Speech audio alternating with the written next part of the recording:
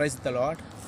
ನಾವು ಕಣ್ಣುಗಳನ್ನು ಮುಚ್ಚಿ ಒಂದು ನಿಮಿಷ ಕಾಲ ದೇವರನ್ನು ಆರಾಧಿಸೋಣ. ಸಮುದ್ರ ಮೇಲೆ ನಡೆದ ನಿಮ್ಮ ಅದ್ಭುತ ಪಾದವು ನನ್ನ ಸಂಗಡ ಇರುವುದರಿಂದ ಭಯವೇ ಇಲ್ಲ.